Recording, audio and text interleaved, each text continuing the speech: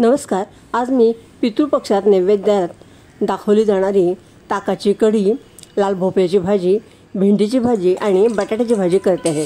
इथं मी 6 वाट्या ताक घेतलेले आहे. त्याच्यामध्ये मी 4 चमचे डाळीचे पीठ पाण्यात भिजवून घातलेलं आहे.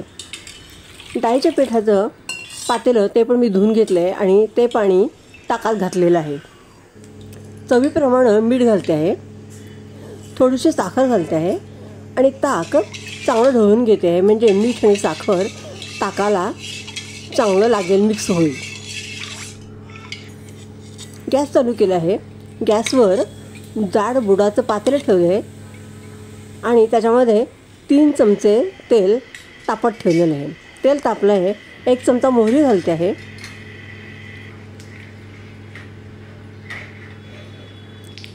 मोहरी छान तडतडली आहे. अर्धा चमचा जिरं घातलं आहे. अर्धा छोटा चमचा मी इथं मेथ्या घातल्या आहेत. 4 तुकडे बेडगी मिरचींचे घातले आहेत. 10 ते 12 ताजी कडुलिंबाचे पानं घातली आहेत. हिंग घालते आहे. थोडीशी हळद घातली आहे. तुम्ही हळद नाही घातली तरी पण चालेल. इथे मी जिरं, मिरची, आलं यांचा ठेचा करून घेतला आहे, तो घालते आहे. तो तुम्ही तुमच्या आवडीप्रमाणे कमी जास्त करू शकता. फोडणी छान ढवळून घ्यायची आहे, म्हणजे आपण घातलेल्या पदार्थांचा वास फोडणीला लागेल.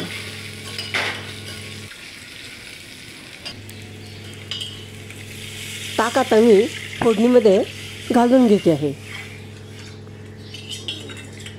खाली मीठ, साखर राहण्याची शक्यता असते, म्हणून ताक मी पातेल्यात घालून पातेलं स्वच्छ धुवून घेते आहे. कढी आपल्याला सतत ढवळून घ्यायची आहे. आता ही कढी मी गॅसच्या दुसऱ्या शेगडीवर ठेवते आहे उकळण्यासाठी. आणि पहिल्या गॅसवर मी कढी तापत ठेवली आहे. त्याच्यामध्ये मी 3 चमचे तेल घालून घेते आहे. तेल तापले. मोहरी घातली आहे. मोहरी छान तडतडली आहे. थोडंसं जिरं घातलं आहे.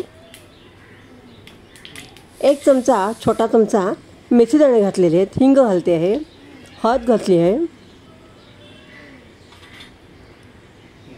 10 ते 12 ताजी कडुलिंबाची पानं घातली आहेत आणि फोडणी छानपैकी ढवळून घेते आहे, म्हणजे सगळ्या मसाल्यांचा वास फोडणीला लागेल. लाल भोपळ्याच्या फोडी मी चिरून घेतल्या आहेत. त्या मी पाण्यामध्ये ठेवल्या होत्या, धुवून घेतलेल्या आहेत. त्या मी आता फोडणीमध्ये घालते आहे. भोपळ्याचा रंग किती छान दिसतोय बघा, पिवळसर. आता भाजी ढवळून घ्यायची आहे. भाजीमध्ये एकदम थोडंसं पाणी घालायचं आहे, पाववाटी.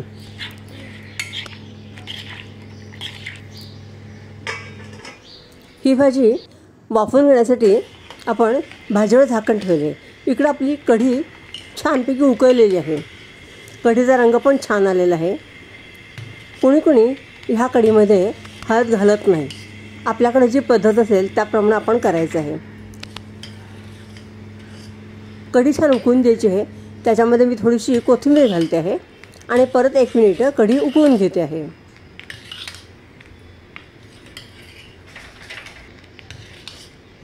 कढी छान उकळली आहे. कढीचा सुगंध पण छान होतो आहे. मी आता गॅस बंद करून घेते आहे. बघा कढी कशी छान झालेली आहे. जास्त पातळ नाही, जास्त दाट नाही. इथं आपला भोपळा शिजलेला आहे. भोपळ्याच्या भाजीच्या ऐवजी तुम्ही भोपळ्याचं भरीत पण करू शकता. त्याची रेसिपी आमच्या चॅनलवर आहे. या भोपळ्याच्या भाजीमध्ये मी चवीप्रमाणे मीठ आणि तिखट घालून घेतलेलं आहे. गोडा मसाला घातलेला आहे. भोपळा गोडसर असल्याकारणानं मी याच्यामध्ये गूळ घालणार नाही आहे. भाजी छानपैकी ढवळून घ्यायची आहे. आपली भाजी आता जवळजवळ शिजत आली आहे. भाजीचा रंग बदलला आहे आणि छान आलेला आहे.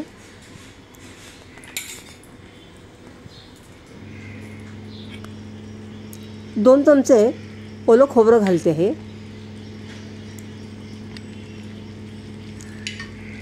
थोडंसं शेंगदाण्याचं कूट घालून घेते आहे.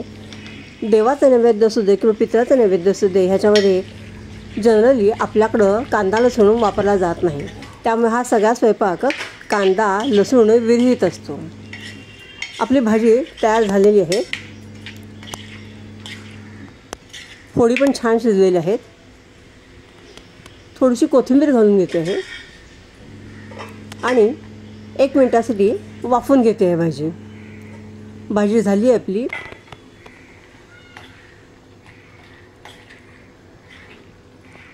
ह्या भाज्यांना रस जास्त ठेवायचा नाही आहे, कारण नैवेद्याला वापरताना कुठल्याही पदार्थाचा ओघळ याचा उपयोगाचा नाही. आता भाजी मी सर्विंग बाउलमध्ये काढून घेते आहे आणि ती खोबरं कोथिंबीर ह्यांनी सजवून घेते आहे.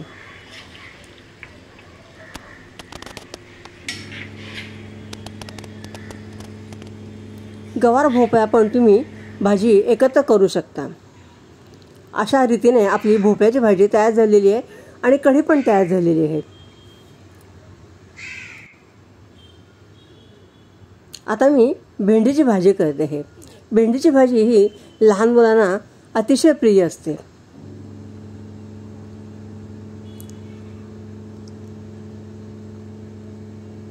गॅस चालू केला आहे. गॅसवर कढई ठेवली आहे आणि त्याच्यामध्ये मी 3 चमचे तेल तापत ठेवले. थोडंसं तेल ह्या भाजीला जास्त लागतं. 1 चमचा मोहरी घातलेली आहे.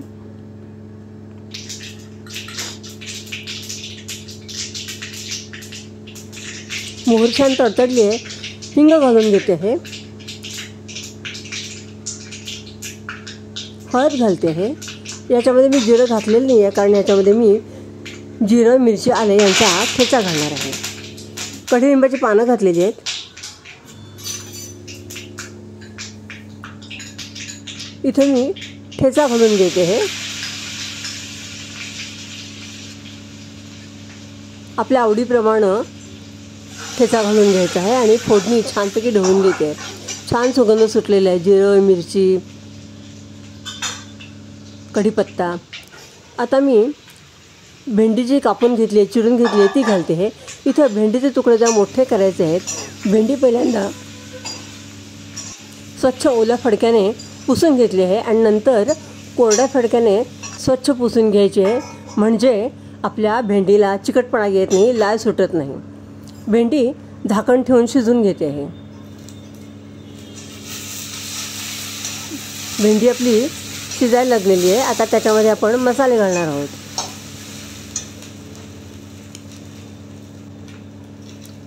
चवीनुसार मीठ घालते आहे.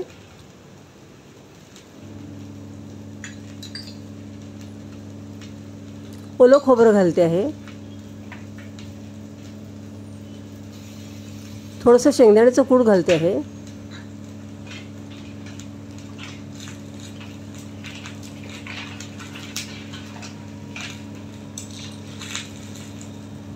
इथं मी 1 चमचा धने पावडर घालून घालते आहे, कारण कुठलाही मसाला या भाजीत मी वापरत नाही आहे.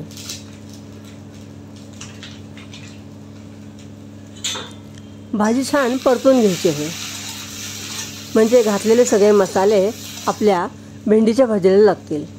थोडीशी कोथिंबीर घातलेली आहे.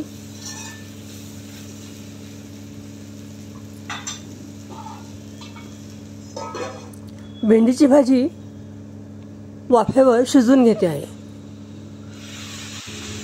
झाकण काढून घेतलेलं आहे. आता आपली भेंडीची भाजी तयार झालेली आहे. रंग पण बदललेला आहे आणि बघा अजिबात चिकट झालेली नाही आहे. जर समजा आपल्याला भेंडीची भाजी चिकट होते असं वाटलं तर त्याच्यामध्ये थोडंसं लिंबू पिळायचं किंवा 1-2 आमसुलं घालायची. आपली भेंडीची भाजी तयार झालेली आहे. आता मी उकडलेल्या बटाट्याची भाजी करणार आहे. ही बटाट्याची भाजी लहान थोर आबालवृद्ध सर्वांनाच प्रिय असते. गवारीची भाजी कारल्याची भाजी कोणाकोणाला आवडत नाही, त्यामुळं थोडासा पर्यायी उपाय म्हणून आपल्याला बटाट्याची भाजी करावी लागते. इथं मी जिरं मिरची आणि आलं यांचा ठेचा तयार करून घेतलेला आहे. असा ठेचा करून घेतला की तो पटकन आपल्याला पदार्थात घालता येतो. बटाटे सोलून घेते आहे. बटाटे 1 किंवा 2 शिट्ट्या करून घ्यायच्या आहेत. अगदी गिर्र बटाटे शिजवायचे नाही आहेत. साली काढून घेतलेले आहेत. आता मी बटाटे चिरून घेते आहे. बटाट्याच्या फोडी आपल्याला लहान मोठ्या कशा पाहिजे आहेत त्या चिरून घ्यायच्या आहेत. गॅस चालू केलेला आहे. कढई तापत ठेवलेली आहे. त्याच्यामध्ये मी 3 चमचे तेल तापत ठेवलेलं आहे. मोहरी घातलेली आहे. मोहरी चांगली तडतडती आहे, फुलती आहे.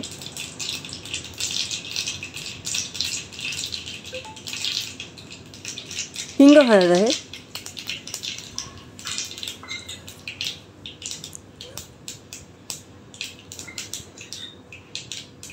हळद घालते आहे. ताजी कडुलिंबाची पानं घालते आहे. स्वाद खूप सुंदर येतो. आता तुम्ही जिरं मिरची आल्याचा ठेचा करून घेतलेला आहे तो घालते आहे. भाजी थोडीशी मी तिखट करणार आहे त्यामुळं ठेचा जास्त घातलेला आहे आणि फोडणी ढवळून घेते. इतका मस्त सुगंध पसरलेला आहे फोडणीचा. बटाट्याच्या फोडी ज्या मी चिरून घेतल्या आहेत त्यांना मी मीठ लावून घेते आहे आणि फोडी सगळ्या एकत्र करून घ्यायच्या आहेत म्हणजे मीठ बटाट्याच्या फोडींना लागेल. तुम्हाला आवडत असल्यास तुम्ही चिमूटभर साखर घालू शकता.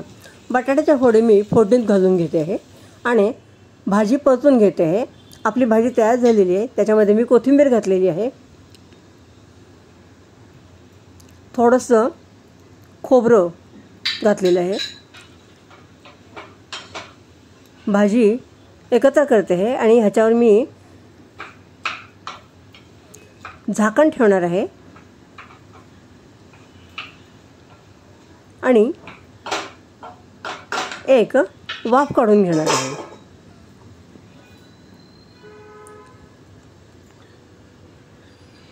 एक मिनिट झाले. झाकण काढून घेते. आपली भाजी खूप छान तयार झालेली आहे.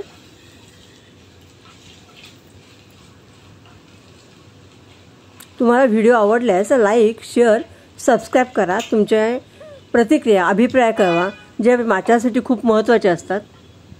भाजी मी सर्व करून घेते आहे.